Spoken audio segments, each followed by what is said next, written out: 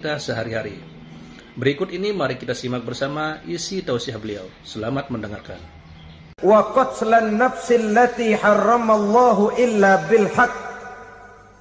Membunuh orang lain dengan cara yang tidak benar. Membunuh orang yang diharamkan oleh Allah Subhanahu wa taala untuk melakukannya kecuali dengan alasan yang benar. Kita tahu Islam adalah agama damai. Sesuai dengan namanya, ia tidak dikembangkan dengan pedang dan kekerasan. Ia dikembangkan dengan keteladanan dan tuntunan moral.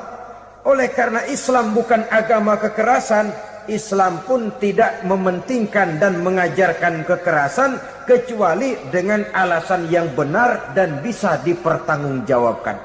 Membunuh dengan sengaja, menghilangkan nyawa orang lain tanpa alasan yang bisa dibenarkan adalah merupakan dosa besar dan satu di antara 7 perkara yang bisa mendatangkan kerusakan dalam kehidupan dan yang hendaknya harus kita jauhi. Saudara-saudara kaum muslimin rahimakumullah, beberapa waktu yang lalu di sebuah kota kecil yang indah bernama New Auckland. Saudara tahu New Auckland? Itu dari Gunung Kidul masih ngidul lagi. Pernah diadakan satu seminar yang membicarakan bagaimana menyelamatkan masyarakat manusia dari bahaya Perang Dunia Ketiga. Diperkirakan kalau terjadi Perang Dunia Ketiga, manusia tidak akan tersisa. Sebab apa? Pada waktu itu, cadangan nuklir yang dimiliki oleh bersama Amerika dan Rusia konon sudah sanggup memusnahkan 6 miliar manusia pada saat jumlah manusia baru 5 miliar. Jadi kelebihan nuklir dunia ini. Kalau terjadi Perang Dunia Ketiga, sulit manusia untuk tersisa. Maka dibahaslah di dalam seminar itu, wah, supaya tidak terjadi Perang Dunia Ketiga, maka perlombaan membuat senjata-senjata canggih, alat-alat pembunuh modern harus segera dibatasi. Dibahas, tidak mungkin kita membatasi perlombaan membuat senjata. Kenapa? Makin maju ilmu dan teknologi, makin canggih senjata yang ditemukan. Atom sudah meningkat menjadi nuklir, nuklir sudah meningkat menjadi neutron, dan kita tahu bom yang bernama neutron ini bom yang cukup membunuh tanpa perlu merusak. Artinya kalau dia diledakkan di kota kita ini, bangunan utuh, jembatan tidak ambruk, rumah-rumah tetap berdiri, tapi semua yang bernama hidup mati. Itu katanya lebih sopan dari bom atom. Sebab kalau si atom ini sudah membunuh, merusak pula. Neutron cukup membunuh saja tanpa perlu merusak. Jadi majunya senjata-senjata teknologi sebagai akibat yang logis dari kemajuan ilmu pengetahuan ini tidak bisa kita batasi. Dan memang sebenarnya yang bahaya bukan senjatanya, tapi manusia yang mengendalikan senjata itu. Mereka kembali kepada prinsip the man behind the gun. Bukan senjatanya yang bahaya, tapi manusia yang mengendalikan senjata itu yang bahaya. Walaupun senjatanya modern, katakanlah model M16 umpamanya, kalau yang mengendalikannya orang beriman, insya Allah aman. Tapi biar megang cuma senapan angin, kalau yang megang orang brutal, ngeri kita deket-deket. Apalagi kalau memang bukan ahlinya menggunakan senjata, bisa ngeker kaki kena jidat.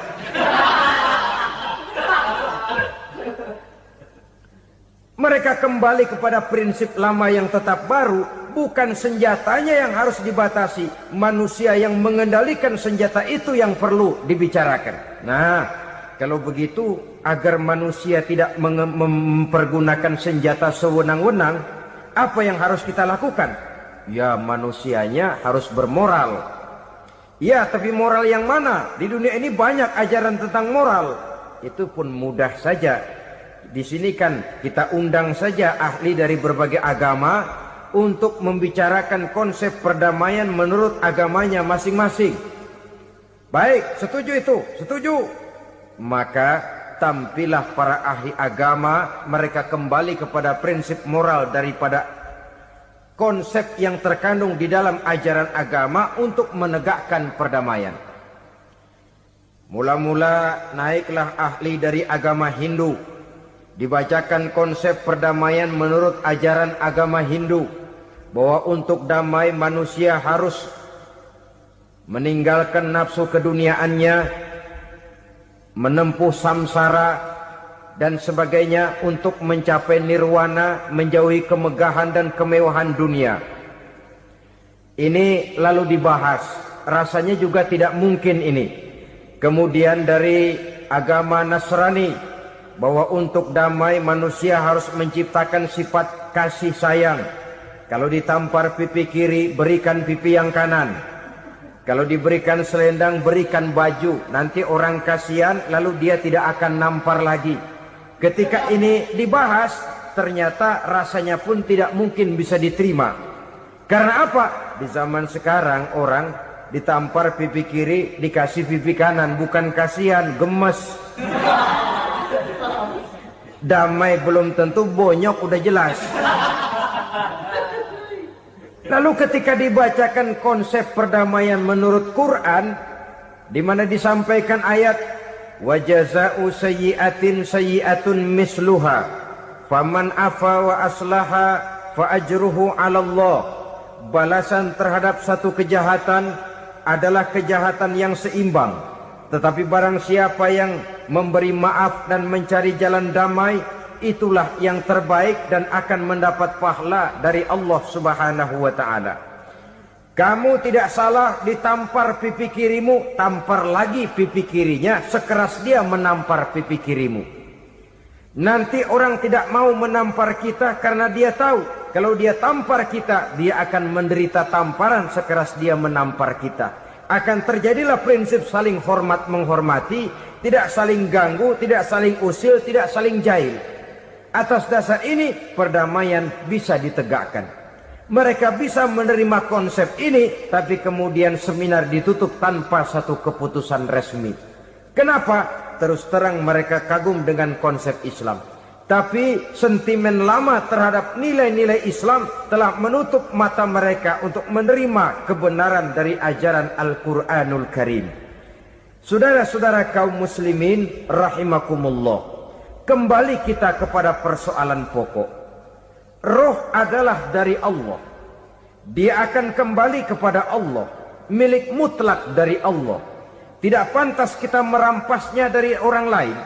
Tidak wajar kita menghilangkannya tanpa alasan yang dibenarkan oleh agama. Di zaman sekarang, akibat persaingan hidup yang makin tajam, lapangan kerja yang makin sulit, tensi ekonomi yang makin tinggi, atau karena nilai moral yang makin rendah, atau juga karena rapuhnya pegangan orang kepada agama, nyawa rasanya sudah sedemikian murahnya. Berbagai kasus membuat berdiri bulu roma kita.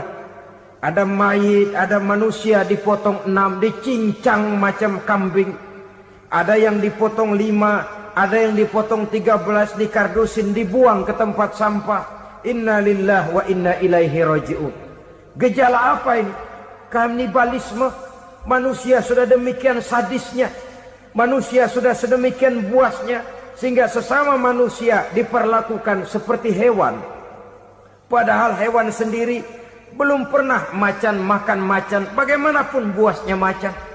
Belum pernah serigala memakan serigala, bagaimanapun brutalnya serigala.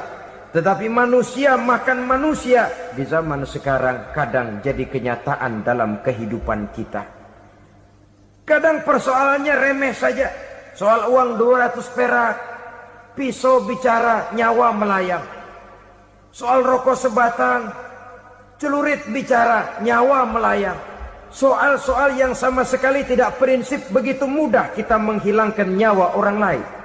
Padahal Nabi pernah memperingatkan, apabila dua orang muslim sudah berkelahi dan berbunuh-bunuhan, al-qatil wal maktul finnar, yang membunuh dan yang terbunuh dua-duanya neraka. Sahabat heran, ya Rasul, kalau yang terbunuh, kalau yang membunuh masuk neraka itu sih wajar, tapi yang terbunuh kenapa neraka juga? Beliau menjawab, dua-duanya sudah punya niat untuk saling membunuh. Niatnya itu yang diponten. Yang terbunuh cuman lagi apes aja, keduluan dia. Umpama tidak terbunuh, pasti dia yang akan membunuh. Oleh karenanya, al-qatil wal maktul, yang membunuh dan yang dibunuh, finnar, dua-duanya masuk ke dalam neraka. Islam menghormati kehidupan.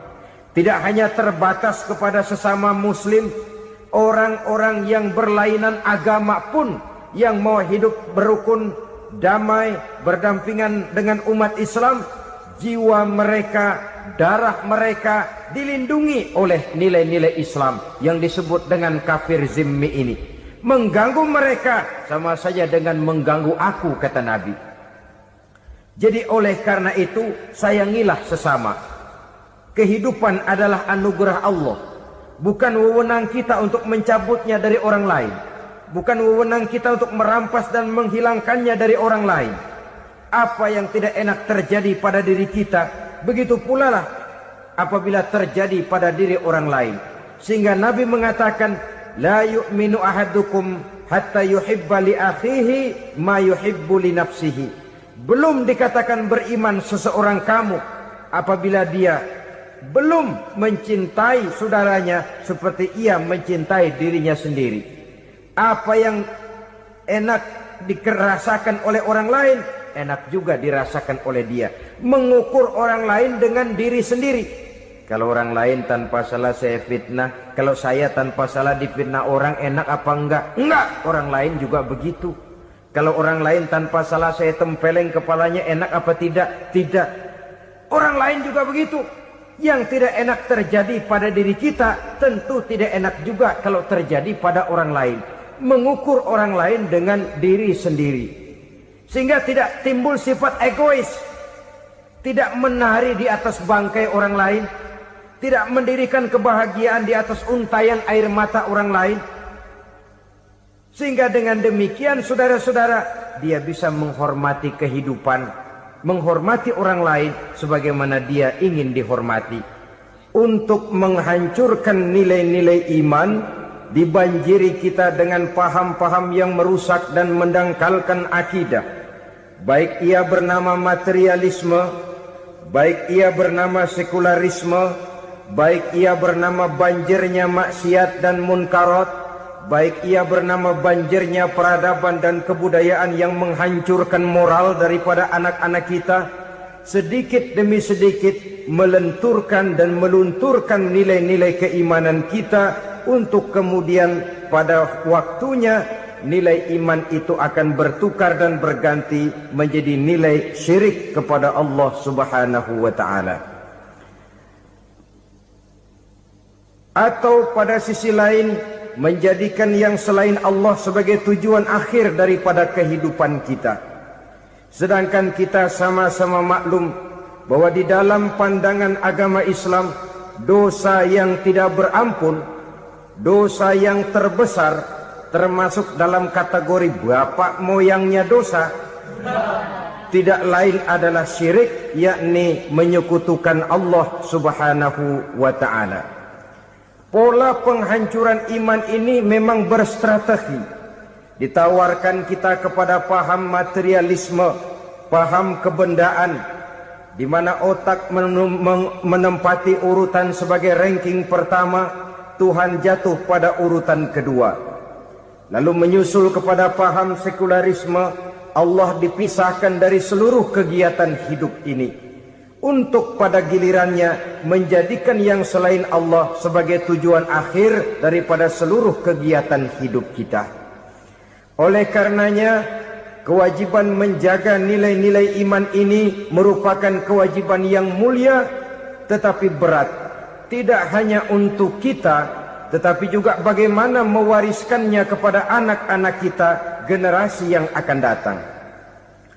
Orang-orang tua bijaksana yang diceritakan di dalam Al-Quran, kalau sudah berpikir tentang anak-anaknya, pertanyaan yang paling mereka risaukan ialah, ma ta'buduna min ba'di. Anakku, kalau pada satu saat aku, ayahmu sudah tidak ada lagi di dunia ini, meninggalkan kamu semua, ma ta'buduna min ba'di, apa yang akan kamu sembah nak? Jikalau sekarang ayahmu masih mau ke masjid, masih mau melakukan rukuk dan sujud, masih beribadah menyembah Allah Subhanahu wa ta'ala, kalau orang tuamu sudah tidak ada, ma ta'buduna min ba'di, masihkah engkau mau datang ke masjid? Masihkah engkau mau rukuk dan sujud? Masihkah engkau mau menyembah Allah Subhanahu wa ta'ala?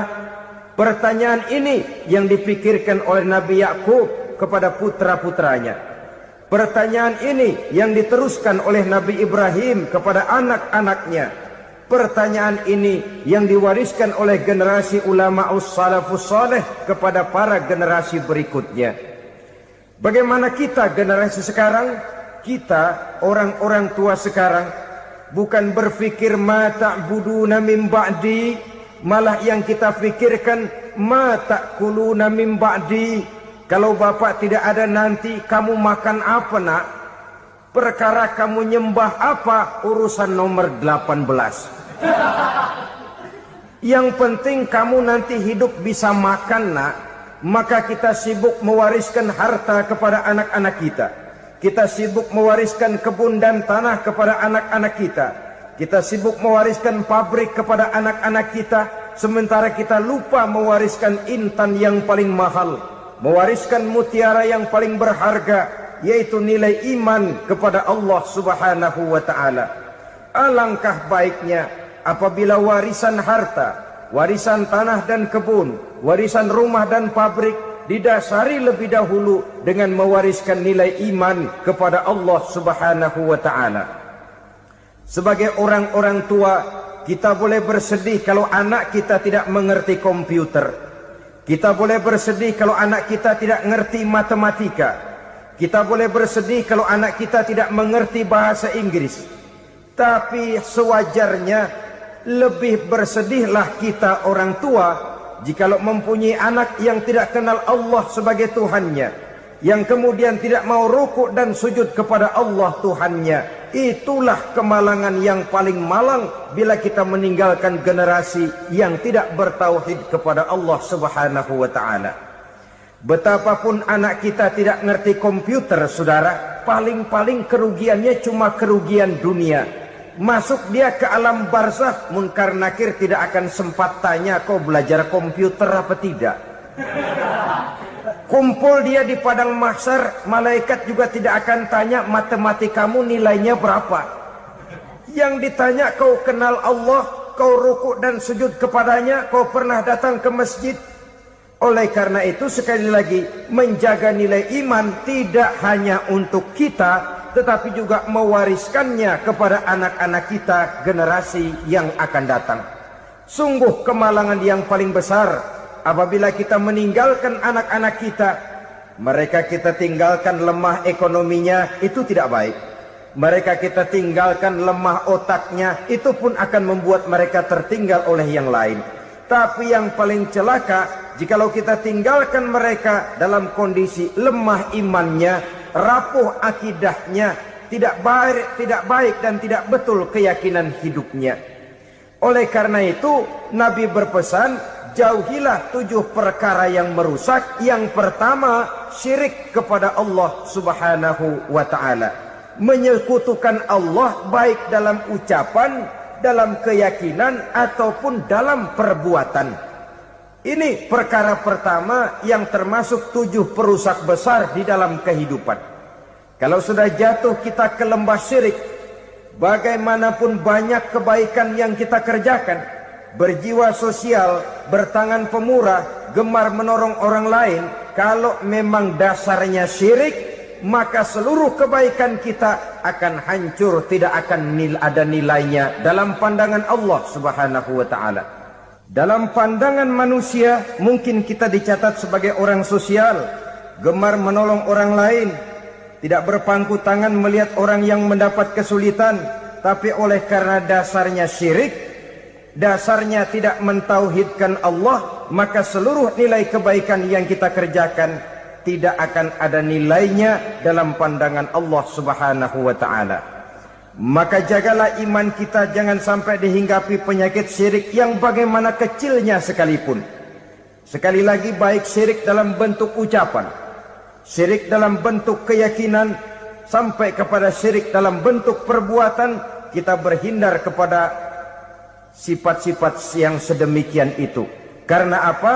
Dalam satu ayat Quran Allah Subhanahu wa taala menjelaskan, innallaha la yaghfiru ayyushraka bih wa yaghfiru ma duna dzalika liman yasha. Allah tidak akan memberi ampun kepada orang-orang yang menyekutukannya, tapi Allah masih mau memberikan ampun kepada dosa-dosa yang selain itu bagi orang-orang yang dikehendakinya. Dosa selain syirik, apabila kita bertaubat, Allah masih mau mengampuni. Tapi kalau sudah jatuh ke tempat syirik, itu sudah dosa yang tidak berampun. Taubatnya tidak lain melepas syirik, kembali kepada tauhid, berkeyakinan bahwa hanya ada Allah Subhanahu wa taala, Tuhan satu-satunya yang lam yalid wa lam yulad wa lam yakul lahu kufuwan ahad. Tidak beranak, tidak pula diperanakkan, dan tidak satupun yang dapat menyerupai Tuhan Allah Subhanahu wa taala. Saudara-saudara kaum muslimin rahimakumullah, bahwa kita di zaman sekarang memang tidak menyembah berhala, ya. Bahwa kita tidak berterang-terangan mengatakan Tuhan lebih dari satu, memang. Bahwa kita tidak berkeyakinan Tuhan itu punya anak atau diperanakkan, tentu. Tapi dalam perbuatan dan i'tiqad kita kadang-kadang jatuh tanpa kita sadari ke tempat yang bernama syirik ini. Oleh karenanya, di zaman di mana teknologi makin canggih, di mana kemajuan pembangunan makin menjangkau berbagai aspek kehidupan, diperlukan keseimbangan antara kemajuan fisik material dengan kemajuan mental spiritual. Apabila tidak ada keseimbangan yang terwujud, tentulah kepincangan yang diawali dengan pincangnya cara kita berpikir, sehingga pada akhirnya akan mengarah kepada pincangnya cara kita berbuat dan bertindak di dalam kehidupan kita. Masya Allah, sangat luar biasa tausiah yang sudah disampaikan oleh guru kita Al-Mafrullah Kiai Haji Zainuddin MZ. Sahabat beriman yang dimuliakan Allah, tetaplah di channel ini karena kajian ini belum selesai dan masih banyak lagi hal-hal menarik yang akan disampaikan beliau. Selamat mendengarkan. Oleh karena itu Nabi berpesan, jauhilah sifat syirik, karena syirik merupakan dosa yang teramat besar. Ini sifat merusak yang pertama. Yang kedua, kata Nabi, wasihra, jauhilah sihir. Sihir ini juga termasuk perkara yang merusak kehidupan. Kita semua sama-sama maklum bahwa sihir sebenarnya bukan persoalan baru. Sejak sebelum datang Islam, sihir itu sudah ada. Di zaman Yunani kuno, sihir ada. Di zaman Mesir kuno, di zaman Cina kuno, dan yang lain-lain yang serba kuno, sihir itu sudah ada. Bahkan para nabi pun, para rasul yang diutus oleh Allah Subhanahu wa taala, senantiasa berhadapan dengan ahli-ahli sihir untuk menguji kebenaran dari misi yang mereka bawa. Sihir adalah perbuatan di luar kebiasaan yang bisa dikerjakan oleh ahlinya dengan bantuan jin atau setan. Hukum mempelajari sihir adalah haram, mengamalkannya lebih haram lagi. Sebab itu saudara-saudara, Sihir merupakan perbuatan merusak yang harus kita jauhi. Ciri-ciri daripada perbuatan sihir, pertama, ia mengandung tipuan, bayangan khayal. Di zaman Nabi Musa misalnya, orang melihat tambang-tambang itu seperti ular. Nabi Musa melayangkan tongkatnya menjadi ular-ular besar yang memakan ular-ular kecil ciptaan tukang-tukang sihir Fir'aun tadi. Lalu sihir bisa terjadi dengan bantuan jin kafir atau setan. Kemudian ciri yang ketiga, sifatnya halus dan tersembunyi. Taruh kata ada seorang ahli sihir yang mempergunakan ayat-ayat Quran sebagai jompa-jampe, sebagai baca-bacaan, itu cuma sekedar kedok. Tujuannya tidak lain menjadikan agama sebagai ketok untuk membenarkan cara yang dimurkai oleh Allah Subhanahu wa ta'ala. Satu hadis yang diriwayatkan oleh Imam Bazar dan Tabrani, Nabi berpesan, "Laisa minna man tatayyara lahu au takahhana au tukuhhina lahu au sahira lahu."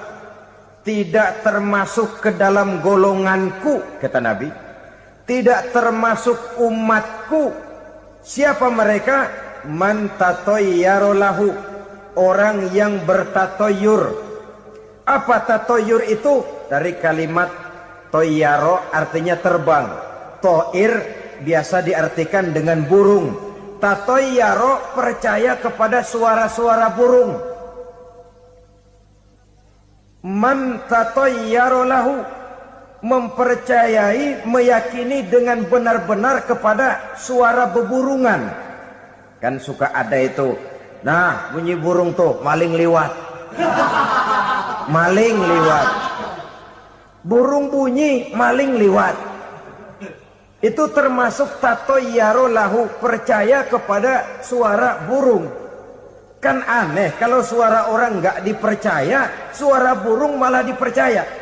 Ada ustadz ceramah, kiai ngaji, nggak mau didengerin, burung dengerin bener.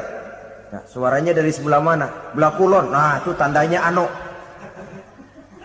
Habis dihitung-hitung. Itu termasuk tatayyara lahu.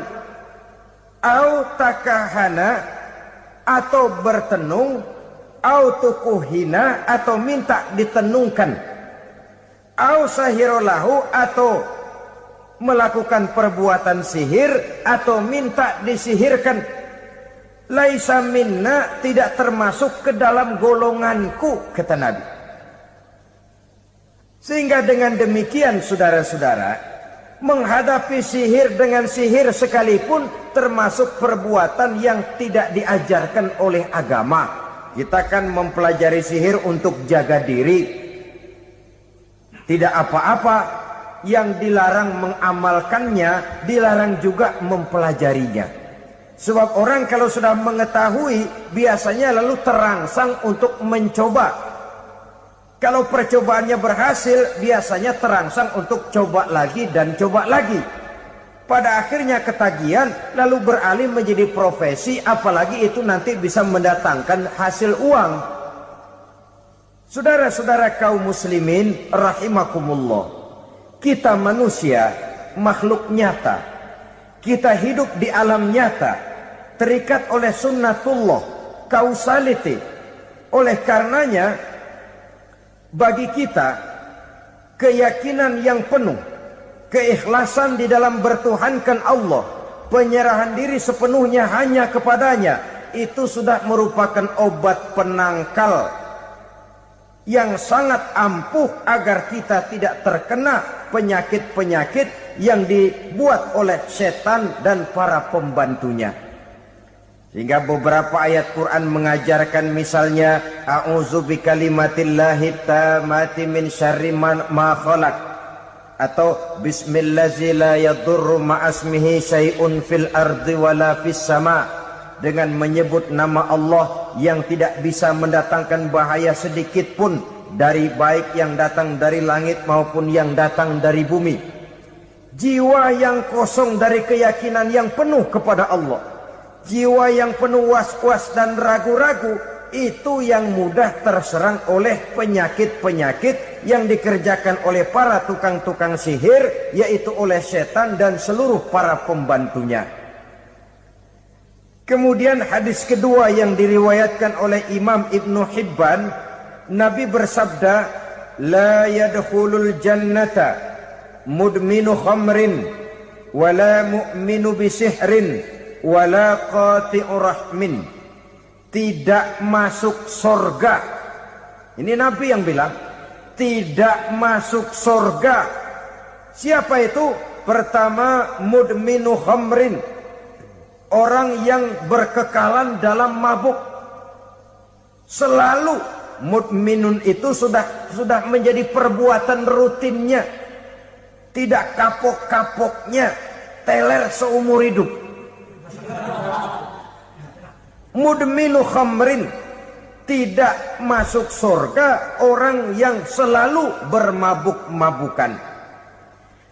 Yang kedua, wala mu'minu bisihrin, orang mukmin tapi main sihir. Ini juga oleh Nabi diperingatkan, tidak akan masuk surga orang mukmin tapi suka main sihir. Wala qati'u rahmin, dan tidak juga orang yang memutuskan silaturahmi. Tiga macam manusia yang diperingatkan Nabi tidak akan masuk surga: orang yang selalu mabuk, orang mukmin yang main sihir, dan orang yang memutuskan silaturahmi. Saudara-saudara kaum muslimin rahimakumullah. Lalu orang berkata, kenapa dilarang kita bersihir? Padahal Rasul sendiri kan punya mukjizat. Nah, kita memang harus membedakan antara mukjizat dengan sihir. Dalam kehidupan agama kita kenal ada yang namanya mukjizat, ada yang namanya karomah atau keramat biasa diucapkan, ada yang namanya maunah, ada yang namanya irhas, ada juga yang namanya sihir. Kesemuanya ini berbeda, saudara-saudara. Yang dinamakan mukjizat itu khusus untuk para rasul saja. Satu kejadian luar biasa yang terjadi dilakukan oleh rasul atas izin dari Allah Subhanahu wa taala. Perbedaannya dengan sihir jelas. Sihir dari setan, mukjizat dari Allah. Sihir bisa dipelajari, mukjizat tidak. Sihir umumnya untuk maksud-maksud yang tidak baik, sedangkan mukjizat untuk memperkuat kebenaran yang disampaikan oleh para rasul dan ditentang oleh umatnya. Bahkan kafir Quraisy dahulu menganggap orang-orang ahli sihir itu berada dalam satu posisi yang hina, sehingga mereka mengatakan dan menuduh Nabi Muhammad sebagai tukang sihir. Tuduhan sebagai tukang sihir adalah tuduhan yang sangat aib dan hina. Di tengah masyarakat kufar jahiliyah, kedudukan tukang sihir dipandang sebagai kedudukan yang hina, sehingga mereka mengejek Nabi dengan sebutan tukang sihir. Jadi mukjizat hanya untuk Rasul saja. Kemudian karomah. Karomah ini asal kata dari karomah, kehormatan, kemuliaan yang diberikan Allah kepada hamba-hambanya yang rajin mendekatkan diri kepadanya. Oleh karena ketekunannya melaksanakan ibadah, Allah memberikan keistimewaan kepada orang itu, yang dengan keistimewaannya dia bisa mengerjakan yang tidak bisa dikerjakan oleh orang lain. Karomah hanya bisa dicapai dengan prestasi ibadah. Kalau sihir, mau ibadah apa enggak, asal dia belajar, bersatu dan berteman dengan setan, memenuhi persyaratan-persyaratan setan, biasanya lalu bisa. Sedangkan karomah tidak mungkin terwujud tanpa orang mendekatkan diri sedekat-dekatnya kepada Allah Subhanahu wa ta'ala. Maka kita lihat biasanya orang-orang yang punya ilmu sihir, mukanya rata-rata nggak enak dilihat. Kumuh, jauh dari air wudhu, jauh dari sujud kepada Allah, malah berteman dengan setan, menjadi pelayan-pelayannya setan. Saudara-saudara, adapun maunah, keistimewaan yang diberikan Allah kepada hamba-hambanya yang belum sampai kepada tingkat wali, tapi orang itu lebih banyak kebaikannya daripada kesalahannya. Umpamanya, saudara jalan bertiga di pinggir jalan, saudara ada pada posisi di tengah, lalu bertiga ini ketabrak mobil. Menurut perhitungan saudara mati lebih dahulu, tapi terjadi hal yang aneh, dua teman saudara mati, saudara malah cuma luka dan lecet sedikit saja. Apa itu? Kalau kita lebih banyak kebaikannya daripada kesalahannya, itu yang dinamakan maunah, pertolongan yang diberikan Allah kepada hamba-hambanya yang lebih banyak kebaikannya daripada kesalahannya. Sedangkan yang dinamakan irhas, kejadian luar biasa pada diri seseorang pada waktu dia masih kecil, yang menunjukkan tanda-tanda keistimewaannya. Itu umumnya pada para nabi pada usia kecilnya sudah ada irhas, tanda-tanda istimewa. Jelas baik mukjizat, karomah, maunah maupun irhas berbeda dengan sihir. Sihir ini jelas saja merupakan bantuan dan persekutuan antara manusia dengan setan. Padahal setan, kata Allah dalam Al-Quran, innahu lakum aduwwum mubin, sesungguhnya setan bagi kamu adalah musuh yang sangat jelas. Saudara-saudara kaum muslimin rahimakumullah, di zaman sekarang dalam menghadapi beban kehidupan yang makin pelik, menghadapi stres yang tidak kunjung selesai, menghadapi persoalan-persoalan yang teramat berat, orang sering mencari jalan keluar kepada hal-hal yang menurut pendapatnya bisa meringankan beban moralnya itu. Pergilah dia mencari sesuatu yang dapat meringankan bebannya. Dan tidak jarang yang jatuh ke pangkuan tukang-tukang tenung, ke pangkuan tukang-tukang sihir, yang mereka itu oleh Quran dijelaskan kadzabal munajjimun walau sodaku.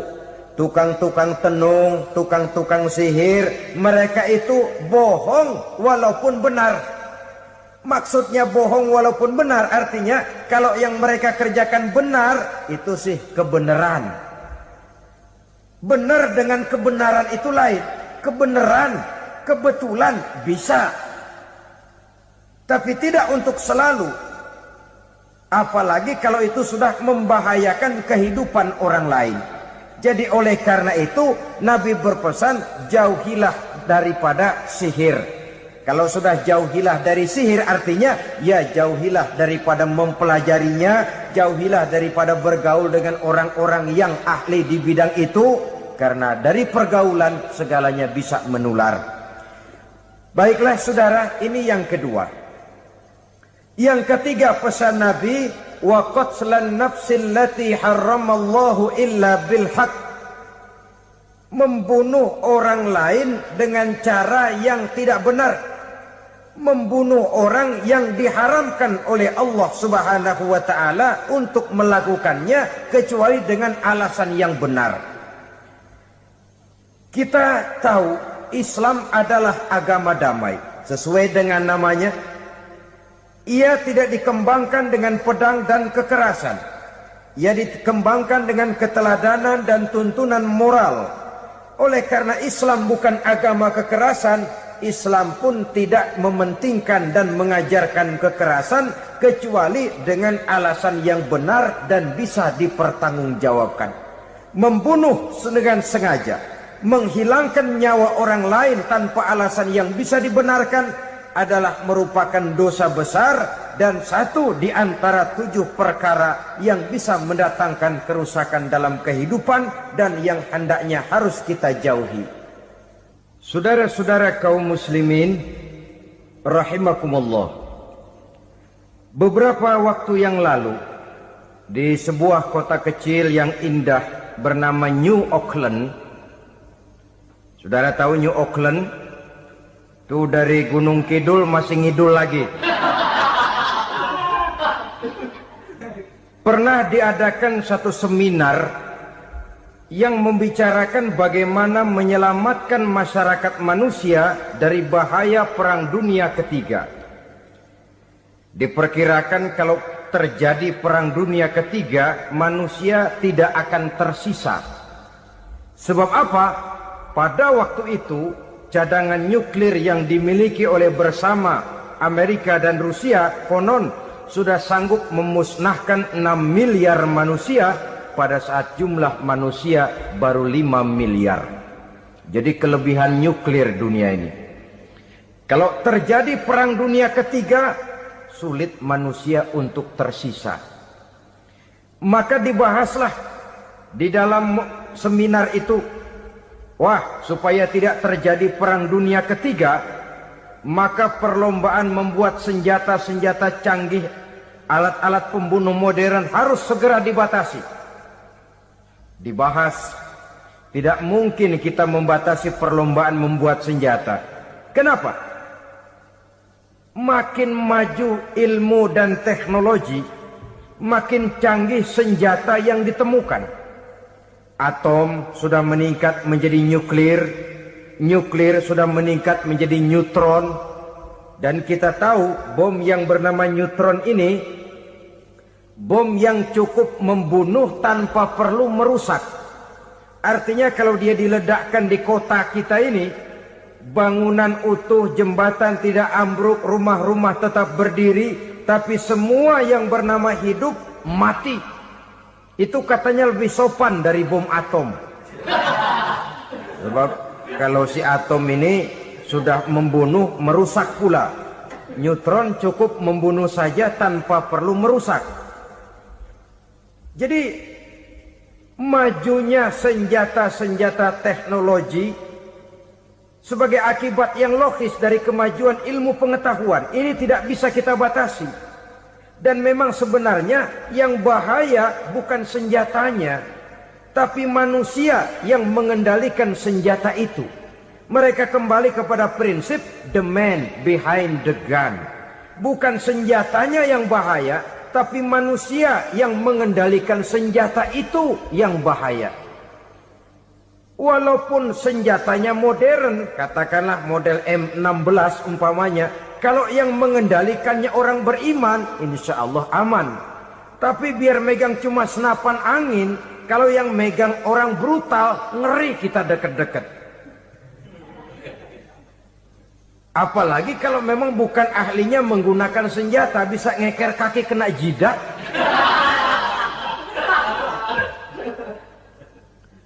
Mereka kembali kepada prinsip lama yang tetap baru, bukan senjatanya yang harus dibatasi, manusia yang mengendalikan senjata itu yang perlu dibicarakan.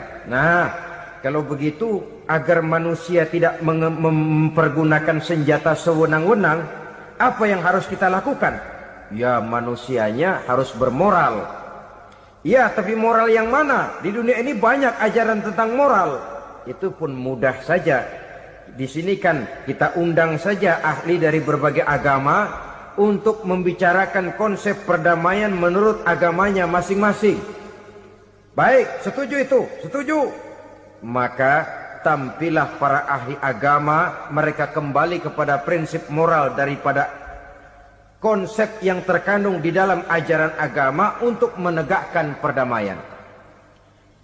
Mula-mula naiklah ahli dari agama Hindu, dibacakan konsep perdamaian menurut ajaran agama Hindu, bahwa untuk damai manusia harus meninggalkan nafsu keduniaannya, menempuh samsara dan sebagainya untuk mencapai nirwana, menjauhi kemegahan dan kemewahan dunia. Ini lalu dibahas, rasanya juga tidak mungkin ini. Kemudian dari agama Nasrani, bahwa untuk damai manusia harus menciptakan sifat kasih sayang. Kalau ditampar pipi kiri, berikan pipi yang kanan. Kalau diberikan selendang, berikan baju. Nanti orang kasihan, lalu dia tidak akan nampar lagi. Ketika ini dibahas, ternyata rasanya pun tidak mungkin bisa diterima. Karena apa? Di zaman sekarang orang ditampar pipi kiri, dikasih pipi kanan. Bukan kasihan, gemes. Damai belum tentu, bonyok udah jelas. Lalu ketika dibacakan konsep perdamaian menurut Quran, di mana disampaikan ayat wa jazaa'u sayyi'atin sayyi'atun misluha faman afa wa aslaha fa ajruhu 'ala Allah. Balasan terhadap satu kejahatan adalah kejahatan yang seimbang, tetapi barang siapa yang memberi maaf dan mencari jalan damai, itulah yang terbaik dan akan mendapat pahala dari Allah Subhanahu wa ta'ala. Kamu tidak salah ditampar pipi kirimu, tampar lagi pipi kirinya sekeras dia menampar pipi kirimu. Nanti orang tidak mau menampar kita karena dia tahu kalau dia tampar kita, dia akan menderita tamparan sekeras dia menampar kita. Akan terjadilah prinsip saling hormat menghormati, tidak saling ganggu, tidak saling usil, tidak saling jahil. Atas dasar ini perdamaian bisa ditegakkan. Mereka bisa menerima konsep ini, tapi kemudian seminar ditutup tanpa satu keputusan resmi. Kenapa? Terus terang mereka kagum dengan konsep Islam, tapi sentimen lama terhadap nilai-nilai Islam telah menutup mata mereka untuk menerima kebenaran dari ajaran Al-Quranul Karim. Saudara-saudara kaum muslimin rahimakumullah, kembali kita kepada persoalan pokok. Roh adalah dari Allah. Dia akan kembali kepada Allah, milik mutlak dari Allah. Tidak pantas kita merampasnya dari orang lain. Tidak wajar kita menghilangkannya tanpa alasan yang dibenarkan oleh agama. Di zaman sekarang, akibat persaingan hidup yang makin tajam, lapangan kerja yang makin sulit, tensi ekonomi yang makin tinggi, atau karena nilai moral yang makin rendah, atau juga karena rapuhnya pegangan orang kepada agama, nyawa rasanya sudah sedemikian murahnya. Berbagai kasus membuat berdiri bulu roma kita. Ada mayit, ada manusia dipotong 6, dicincang macam kambing. Ada yang dipotong 5, ada yang dipotong 13, dikardusin, dibuang ke tempat sampah. Inna lillahi wa inna ilaihi raji'un. Gejala apa ini? Kanibalisme. Manusia sudah demikian sadisnya, manusia sudah sedemikian buasnya, sehingga sesama manusia diperlakukan seperti hewan. Padahal hewan sendiri belum pernah macan makan macan, bagaimanapun buasnya macan. Belum pernah serigala memakan serigala, bagaimanapun brutalnya serigala. Tetapi manusia makan manusia di zaman sekarang kadang jadi kenyataan dalam kehidupan kita. Kadang persoalannya remeh saja. Soal uang 200 perak, pisau bicara, nyawa melayang. Soal rokok sebatang, celurit bicara, nyawa melayang. Soal-soal yang sama sekali tidak prinsip, begitu mudah kita menghilangkan nyawa orang lain. Padahal Nabi pernah memperingatkan, apabila dua orang muslim sudah berkelahi dan berbunuh-bunuhan, al-qatil wal maktul finnar, yang membunuh dan yang terbunuh dua-duanya neraka. Sahabat heran, ya Rasul, kalau yang terbunuh, kalau yang membunuh masuk neraka itu sih wajar, tapi yang terbunuh kenapa neraka juga? Beliau menjawab, dua-duanya sudah punya niat untuk saling membunuh. Niatnya itu yang diponten. Yang terbunuh cuman lagi apos aja, keduluan dia. Umpama tidak terbunuh, pasti dia yang akan membunuh. Oleh karenanya al-qatil wal maktul, yang membunuh dan yang dibunuh finnar, dua-duanya masuk ke dalam neraka. Islam menghormati kehidupan. Tidak hanya terbatas kepada sesama muslim, orang-orang yang berlainan agama pun yang mau hidup berukun, damai, berdampingan dengan umat Islam, jiwa mereka, darah mereka dilindungi oleh nilai-nilai Islam yang disebut dengan kafir zimmi ini. Mengganggu mereka sama saja dengan mengganggu aku, kata Nabi. Jadi oleh karena itu sayangilah sesama. Kehidupan adalah anugerah Allah, bukan wewenang kita untuk mencabutnya dari orang lain, bukan wewenang kita untuk merampas dan menghilangkannya dari orang lain. Apa yang tidak enak terjadi pada diri kita, begitu pula lah apabila terjadi pada diri orang lain. Sehingga Nabi mengatakan, la yu'minu ahadukum hatta yuhibba li akhihi ma yuhibbu li nafsihi. Belum dikatakan beriman seseorang kamu apabila dia belum mencintai saudaranya seperti ia mencintai dirinya sendiri. Apa yang enak dirasakan oleh orang lain, enak juga dirasakan oleh dia. Mengukur orang lain dengan diri sendiri. Kalau orang lain tanpa salah saya fitnah, kalau saya tanpa salah difitnah orang, enak apa enggak? Enggak, orang lain juga begitu. Kalau orang lain tanpa salah saya tempeleng kepalanya, enak apa tidak? Tidak. Orang lain juga begitu. Yang tidak enak terjadi pada diri kita, tentu tidak enak juga kalau terjadi pada orang lain.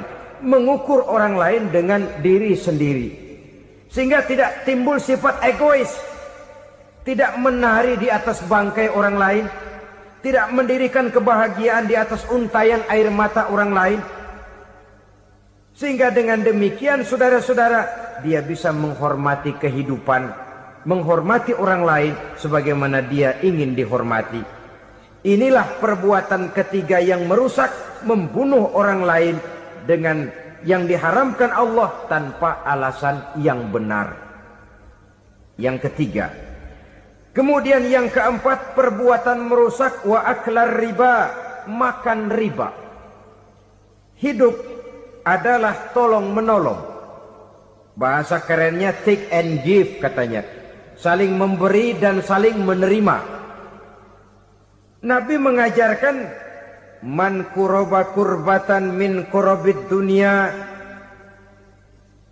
karaballahu lahu kurbatan min kurabi yaumal qiyamah. Wallahu fi aunil abdi madamal abdu fi auni akhihi. Siapa yang meringankan beban dari beban-beban yang dirita seseorang di dalam kehidupan dunia, Allah akan meringankan bebannya daripada beban-beban yang harus dipikulnya di hari kiamat nanti. Wallahu fi aunil abdi madamal abdu fi auni akhihi. Allah senantiasa akan menolong seorang hamba selama hamba itu masih mau menolong saudaranya. Allah selalu akan menolong seorang hamba selama hamba itu masih mau menolong saudaranya. Apabila kita sudah berpangku tangan terhadap kesulitan orang lain, biasanya pun pada saat kita mendapat kesulitan, kita akan sulit juga memperoleh pertolongan. Nah, riba alias renten, kedoknya adalah menolong orang, tapi sama juga bulu buntutnya dilepas, palanya dicekek. Menolong orang pada akhirnya menjadi beban bagi seseorang. Dan memang mencari orang-orang yang berada dalam posisi kesulitan. Biasanya di daerah-daerah di mana musim paceklik jadi lapangan kerja sulit, sedangkan urusan perut tidak bisa ditunda. Akhirnya orang terjebak ke dalam rentenir, ke dalam riba, ke dalam renten. Bunga berbunga, sehingga satu saat jumlah bunganya bisa lebih besar dari jumlah pinjaman pokoknya. Kemudian kalau juga ternyata tidak bisa dibayar, rumah jadi taruhan. Memang rumah satu-satunya, begitu rumah ditarik mulain camping.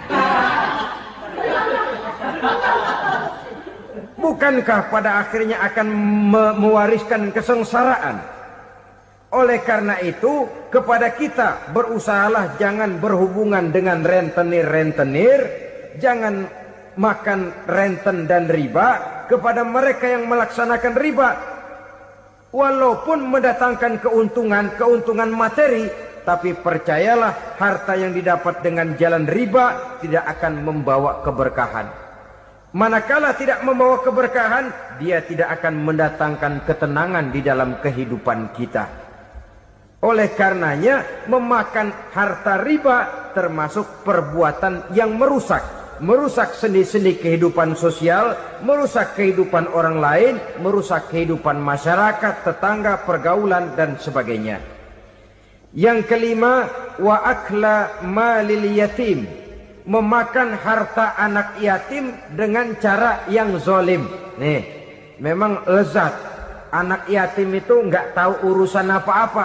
Kita diamanahkan untuk mengurusinya. Kadang-kadang dibentuklah panitia penyantunan yatim piatu. Yatimnya mah tetap kelaparan, panitianya yang pada gendut.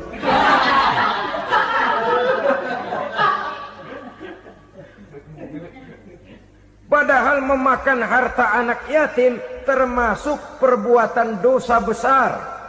Dan menjantuni yatim merupakan perbuatan mulia. Nabi mengatakan, ana wa kafilul yatim kahataini yaumal qiyamah. Aku dan orang-orang yang menyantuni anak yatim seperti dua jari ini pada hari kiamat nanti. Dekat sekali. Jikalau ingin di hari akhir nanti dekat dengan Rasul, bersahabatlah dengan anak-anak yatim. Jadilah pengurus anak-anak yatim. Bangunlah panti-panti asuhan yatim. Pada saat bapak ibunya meninggal, kitalah yang menjadi orang tuanya. Bahkan sedemikian besar perhatian Islam terhadap anak-anak yatim ini, sehingga Quran memberikan peringatan, ara'aital ladzi yukadzibu bid-din fadzalikal ladzi yad'ul yatim wa la yahuddu ala ta'amil miskin. Tahukah kamu siapa orang yang mendustakan agama, beragama tapi dianggap dusta, solatnya dusta, puasanya dusta karena agamanya sudah berdusta. Siapa mereka? Fadzalikal ladzi yad'ul yatim, orang yang menyia-nyiakan anak yatim, wala yahuddu ala ta'amil miskin, dan tidak pernah memberi makan kepada orang-orang yang menderita kemiskinan. Menyia-nyiakan, meninggalkan anak yatim termasuk perbuatan yang divonis kita sebagai orang yang mendustakan agama. Saudara-saudara kaum muslimin rahimakumullah, maka sangat dicela mengeksploitir anak-anak yatim, menjadikan mereka sebagai kedok untuk mencari kekayaan pribadi. Tetapi jikalau ikhlas, ganjarannya sangat besar, nilai pahalanya sangat besar. Menyantuni yatim tidak hanya setahun sekali. Kalau Muharram pakai istilah lebaran yatim, dibentuklah panitia, diberilah beras, uang 4-5 ribu rupiah, alhamdulillah. Tapi jangan lupa, si yatim tidak hidup cuma satu hari. Dia tidak hidup cuma di bulan Muharram saja. Dia hidup 12 bulan dalam setahun.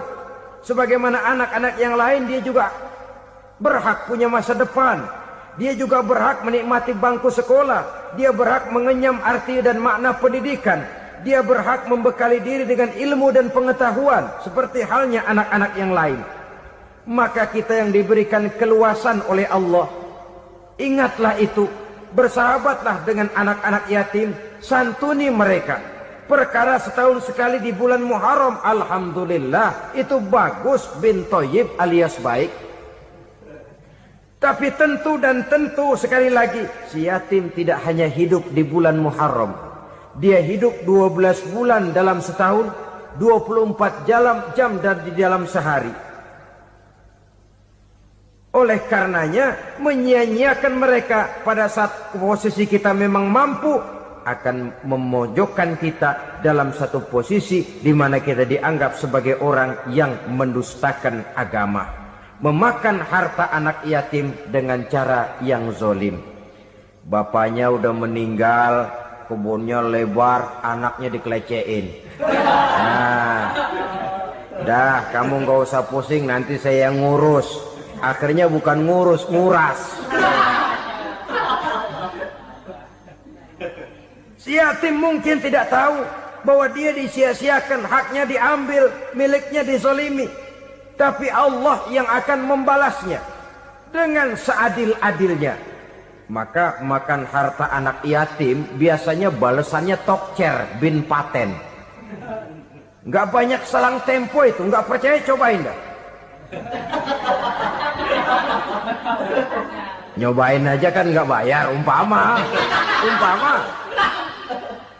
Memakan harta anak yatim dengan cara yang zolim, ganjarannya biasanya kontan. Kenapa? Ratapan si miskin, untayan air matanya, jeritan kepedihan hatinya, membuka pintu langit, permohonannya diijabah, getaran hatinya didengarkan oleh Allah, maka balasannya biasanya kontan, spontan, tidak menunggu waktu terlalu lama. Itu di dunia, belum lagi di akhirat nanti. Bukankah dalam riwayat Mi'raj diceritakan Nabi melihat di neraka itu orang perutnya sebesar rumah?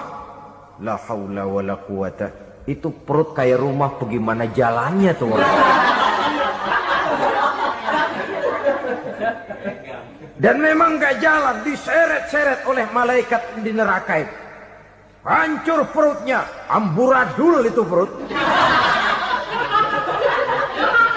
Berantakan isinya, dibulatkan lagi, diseret lagi, hancur lagi, dibulatkan lagi. Sampai Nabi tanya, orang itu begitu berat siksanya kenapa ya Jibril? Itu Muhammad, waktu di dunia dulu rakus banget makan harta anak yatim. Begitu vonisnya, begitu menyedihkan nasibnya di akhirat. Tapi di dunia pun ketidakberkahan itu sudah membayangi kehidupannya. Oleh karena itu, kepada saudara-saudara yang mendapat titipan anak yatim, berbahagialah, karena semulia-mulia rumah adalah rumah yang di dalamnya ada anak yatim yang disantuni. Sehina-hina rumah adalah rumah di mana di dalamnya ada anak yatim yang disia-siakan. Begitu kata Nabi kita. Rumah yang paling mulia dalam pandangan Allah, rumah yang di dalamnya ada anak yatim yang disantuni. Rumah yang paling hina dalam pandangan Allah, rumah yang di dalamnya ada anak yatim yang nasibnya disia-siakan.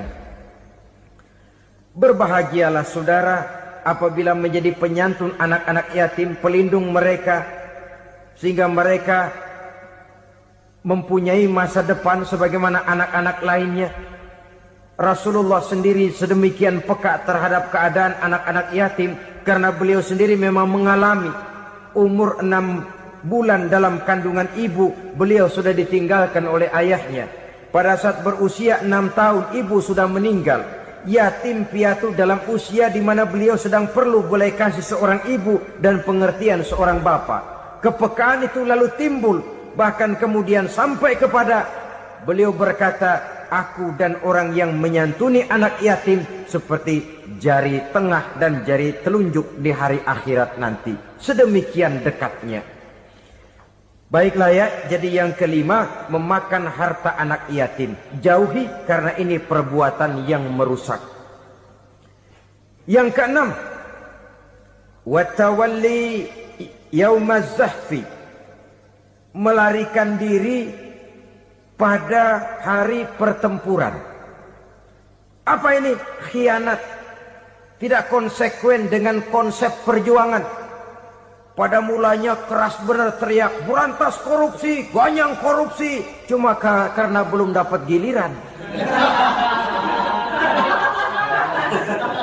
Begitu dia naik dapat kesempatan, korupsinya lebih edan dari yang diteriakinya. Ini termasuk tawalli yaumaz zahfi. Berpaling pada hari peperangan. Di saat menghadapi musuh, kalau belum kelihatan musuh, teriaknya nyaring bener. Jangan takut demi kebenaran sampai titik darah yang paling penghabisan. Musuh belum kelihatan. Begitu musuh sudah kelihatan, paling dulu lari ke belakang. Kalau diajak berjuang ada saja alasannya. Sehingga Quran memberikan peringatan kepada kita semua. Mengapa kamu ini berat? Kalau sudah diajak berjuang di jalan Allah, kakimu seperti terhunjam berakar di perut bumi. Berat untuk melangkah berjuang. Lari dari pertempuran tidak konsekuen dengan konsepsi perjuangan. Mau enaknya saja. Dalam kondisi yang sulit lalu berpangku tangan. Ini termasuk ciri munafik yang di dalam Al-Quran disindir dengan bahasa kullama adha'a lahum masyaw fi wa iza azlama alaihim qamu. Waktu terang mereka jalan, giliran gelap mereka mandek. Artinya, maksudnya, kalau giliran ada untungnya aja, rame-rame teriak Islam. Tapi begitu diminta berjuang, dituntut berkorban, rame-rame mundur. Waktu dilihat di Islam ada untungnya, rame-rame teriak Islam. Pak, saya Islam banget, Pak. KTP saya Islam, Pak. Pokoknya Islam banget dah. Tapi ketika diminta berjuang, dituntut sedikit berkorban, rame-rame mengundurkan diri. Tahun 65 PKI berontak. Waduh, waktu itu jadi orang Islam untung itu. Nggak dikejar-kejar, aman. Masjid rame, masjid, mobil-mobil mewah parkir di depan musola dan masjid. Kenapa? Waktu itu asal udah ke masjid aman. Islam selamat, untung. Tapi begitu keadaan aman, yang parkir di musola sepeda butut melulu.